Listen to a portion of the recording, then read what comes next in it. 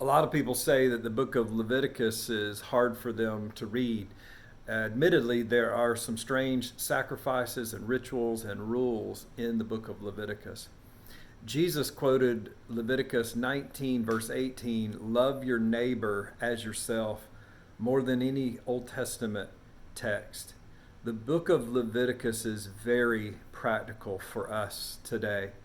Some of the principles that Leviticus teaches us is that number one would be that worship is costly. I mean, you can't help but to read the book of Leviticus and see just how utterly difficult it was for people to worship. You know, a common complaint today amongst a lot of churchgoers is that, well, they don't like their church because it's not convenient or it's not comfortable or it doesn't serve their needs. I mean, you hear, as a pastor, you hear those kind of things all the time. It's interesting to me that no one in Leviticus is allowed to complain about any of those things. I mean, worship is costly. Worship is uncomfortable. I mean, you had to pick an animal from your flock, bring it to the tabernacle, and kill it yourself. I mean, that's difficult. It's difficult. And so worship is costly. I think another principle that Leviticus teaches us is that because you had to bring either, in most of the sacrifices, it was a male without defect, but in some of them it was a male or a female that was flawless. Leviticus is teaching us the sinfulness of man and the holiness of God, and that God expects our very best in worship. Leviticus teaches that God doesn't want our leftover money. God doesn't want our leftover time.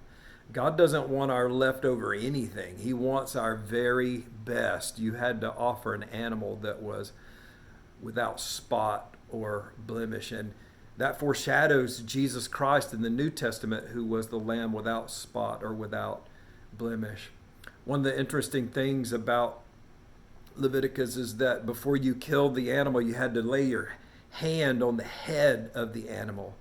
And most theologians think that this is teaching the transference, that I'm transferring my sins onto this animal. Instead of me dying for my sinfulness, this animal is going to die in my stead, in my place. And it also is teaching identification. I'm identifying with this animal. This animal is identifying with me, and there's a substitution that's going on. This animal is going to die on my behalf, and the blood of this animal is not going to be consumed as food, but the blood and the fat were forbidden for the people.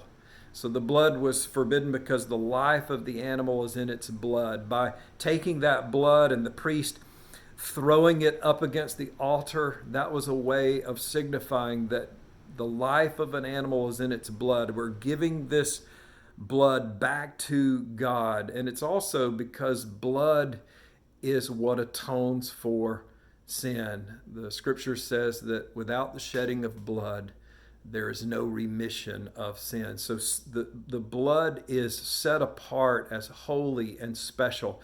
And we know that in the New Testament, the blood of Christ is superior to cleanse from guilt and shame and sin.